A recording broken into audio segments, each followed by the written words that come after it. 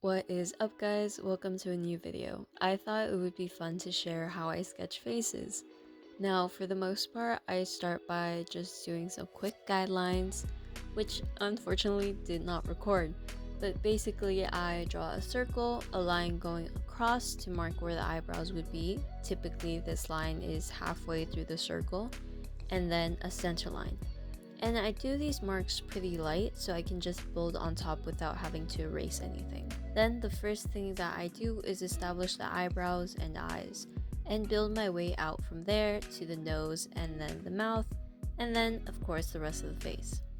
In this case, because I'm not doing a lot of foundation work, I'm estimating the distance between everything by essentially imagining shapes between each of the features, which is why you'll see me lightly mapping out shadows rather than just creating lines for, let's say, the jaw. I find that laying down shadows or creating little blocked out areas for highlights creates a more physical space to place features rather than laying them down in this white void and hoping it's the right distance. Hopefully that makes sense. Also, having those main features of eyes, nose, mouth, having those laid down first makes my life a little bit easier as I can then position the rest of the face in relation to those features. For example, the ears following the eyebrow and nose line, the mouth roughly indicating where the corner of the jaw should be, or the cheekbones guiding where the chin should be. And a lot of this is made a bit easier with my understanding of anatomy and knowing what's going on under the face, aka the skull, and how that creates the structure of the face and where shadows should be and where stuff should be positioned. Now, I am by no means perfect at this yet, but I am a lot better than what I was 5 years ago, and that's because I continue to practice even when stuff looks a little off, and even more importantly, when it goes right. In the back of my head, I constantly remember something a professor said during class, and it's that you aren't good at something if you've done it well once or even a few times. You're good at something when you're consistently doing well, but that you also have to continuously work at it, because if you stop practicing, it's even easier to lose that skill. There are plenty of artists that will still do studies and sketches and practice, even if not to improve, but just to keep their skill at the level that it's at. Now, the face is definitely the most work, and after that, the hair and body feel relatively straightforward. And again, I'm just judging the distance based on its relation to everything else and imagining it in my head as these simplified shapes so that it feels a bit more manageable and less complicated than it might be. Like for the tie, I'm not necessarily drawing the tie, but rather the empty space between the suit and the tie where the shirt is. How much shirt should be visible. Then I moved on to just using a lead pencil to add in some smaller details and making lines darker. Of course, you can do this with a regular pencil, but it was just a bit easier in the moment to do that with a lead pencil. Some of it's just going over stuff I already drew, but it's also adding stuff in, like the darker shadows at the cheekbone, or at the bridge of the nose, or beneath the eyes. By the end of the sketch, it isn't the most perfectly proportioned, and I'm very willing to admit that, with the eyes bigger than what they should be and the face wider than what it is, but I think it's just fine for a 20-minute warm-up and has enough likeness to the reference picture that I'm not really mad at it. But I did want to go over what an actual structure might look like, which is what I learned that makes this process a bit easier. So as you can see, it's the same reference picture. I'm going to draw on top of it, so hopefully it'll be a little bit more clear on what you should be looking for when you're looking at a reference picture and trying to draw. Obviously, really simple. You start off with the circle. There, easy, straightforward. Now, a lot of people will draw the line where the eye is, and I say don't do that. You actually want to draw where the eyebrow is. Now, I say this because the brow line, where the eyebrow is an actual bone. Basically, it's this bit right here. Now, touch your eyebrow, you can feel there's bone behind that, and you want to give yourself a solid point, because do you see how big the eye socket is? Literally, the eye could be anywhere somewhere in here. So you want to give yourself like an actual solid point that you can base yourself off rather than the eye. I mean, you can still use the eye, but you know, it's just nice having a solid point that you can then compare to the rest of the points on the face. Back to the actual reference, we have the eyebrow line, and notice the head. The head is obviously three-dimensional. So right here we have the temple. You want to put this going back.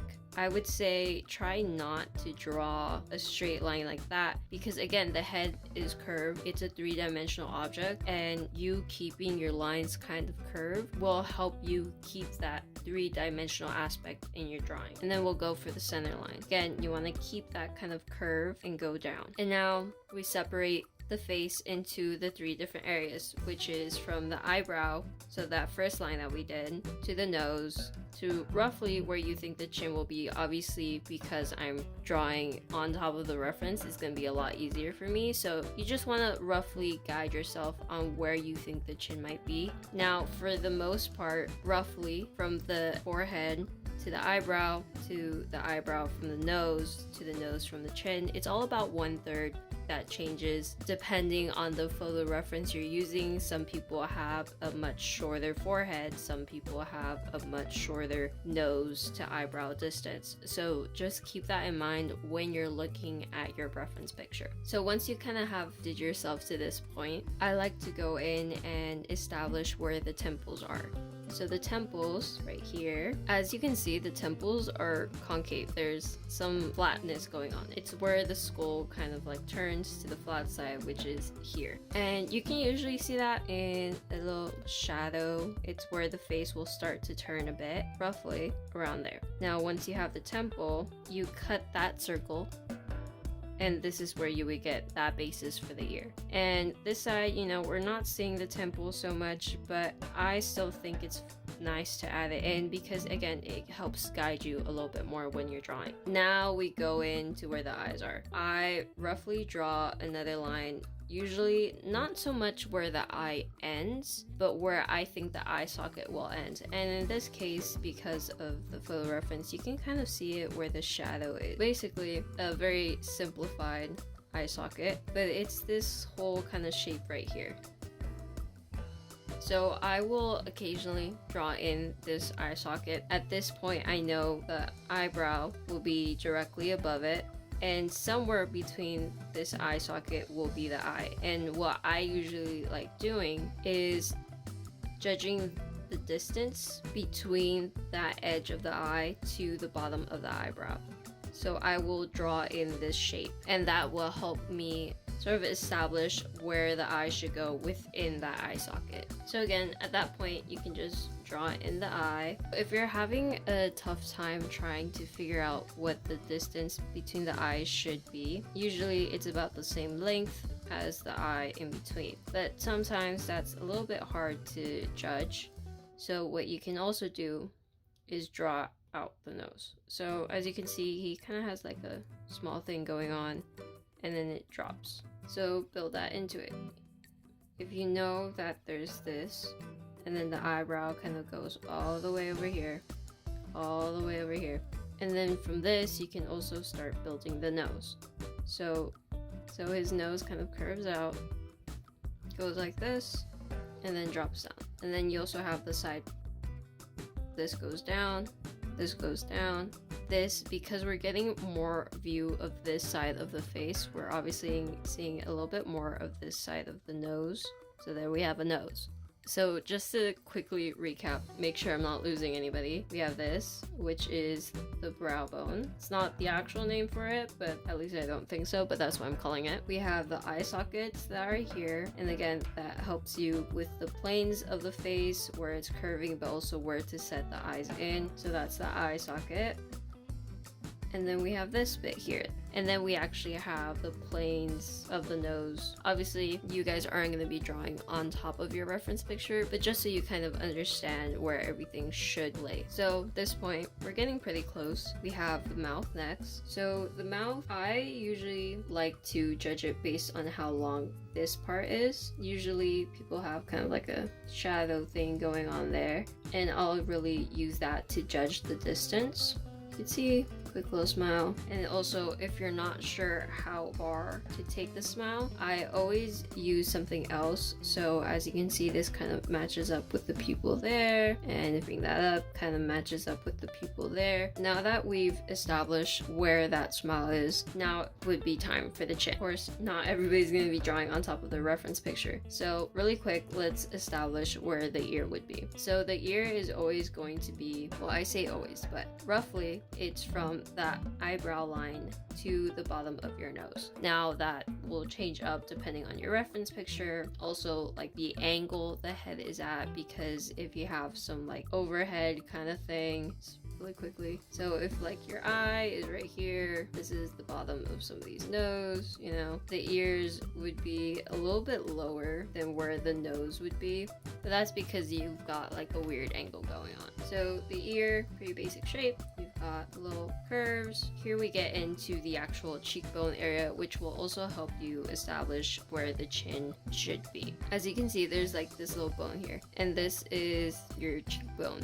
essentially. So keeping that in mind, and you see how it kind of comes out from where your ear is. Roughly, your ear would be right about here. So we draw this line. So this line kind of goes down here. This is a very simplified version of what the cheekbone is doing. And if you keep this line going down, boom, chin. And you can do the same thing on the other side. We have an ear here, and this goes down there. Here we have this whole shadow area, and the chin right in the middle. Now, using where you place the mouth, if you sort of curve it the same way you've been curving the lines for the eyebrow, the nose, that's usually right about where the jaw will end. So then you just start connecting the lines. So now we have a little bit more structure compared to just what I have grown into doing, which is judging the distance with everything else, which may not come so naturally to somebody, especially if they don't understand the anatomy that's kind of going on underneath. So I think it's helpful to learn something a little bit more structure when you're first starting, so you get that kind of basis understanding, especially if you're having trouble with like proportions, especially if you're treating this as a three-dimensional shape rather than something that's a little bit more 2D and like stylized. And finally, the hairline is pretty easy because at that point, since you have everything else laid on top, you can kind of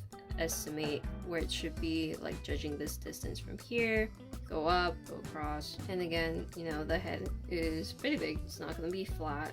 So now let's look at that without the reference. So this is the structure, you know, you've got the brow bone, which wraps around everything, the center line, you've got the nose line. The mouth you do kind of want to extend because that's where you'll have the jaw end, and of course the end of the chin, and of course this temple. And that's also like choosing a reference picture that has decent lighting, because if you have that really big sort of lighting where you don't really get a lot of shadows, it'll be a little bit harder for you to read the different planes that the face has going on. So if you're like trying to understand anatomy a bit more and really practice drawing a face, I would recommend using a reference with decent lighting so you see all those different planes. You can really see how the face curves, where there's a shadow, you know, like you can really see this cheekbone right here, and of course over here, because of how the lighting works. So yeah, hopefully that made sense for you guys and it wasn't just a ton of rambling on my part. If it was, my bad. Just some quick examples for you guys. So these are some other heads that I drew, different angles of course, but as you can see, you have the brow bone here, the edge of the eye socket, you have the bottom part of the nose, and you see how this all goes back to the ear, the temple, and this little bone right here, which is the zygomatic, your little cheekbone. Then we have this mouth area, which I just added a curve to, keeping it simple. And again, that's sort of center line where the mouth goes, that's your edge of your jaw. Again, the chin, brow line, nose, mouth, chin, temple, center line, eye sockets, all that fun stuff. And having, you know, a little bit of structure will also help if there's certain angles of faces that you find difficult drawing, whether it's like that 3/4 profile, looking up, a side profile, or one of these. Having a little bit of structure will help you and then there's building into those lines that you drew. And then of course, once you understand that structure, and then you can just start building on top of it. As you can see, this little part of the nose, the eye sockets, you see how the eyebrows are directly on top of that line, and of course the temples. You can see here again, the eyebrows directly on top of that line. We have the eyes, and another thing I forgot to mention is sort of this curve that you'll see when you're doing like a 3/4 profile. This little curve right here comes from the eye socket, and the eye socket kind of curves into it like this compared to, you know, this one that you're seeing a little bit more of. So that's why you'll have that sort of shape. And again, this part will stick out because that's where the cheekbone is. That way you aren't just going, oh, here's an eye, because that doesn't really make sense. Instead, you have, you know, an eye, but you have it inside the eye socket that also has a cheekbone, so you're having that curve going on. So yeah, I hope that helped. I know I didn't do like the best job of explaining. There's just like a lot of anatomy going on, but if you get this basic structure, it's brow line, nose, chin, temple, it'll start making a lot more sense. I hope you guys liked the video, and if there's some things that you still think aren't that clear and you have some questions, let me know and I'll do my best to answer. Bye!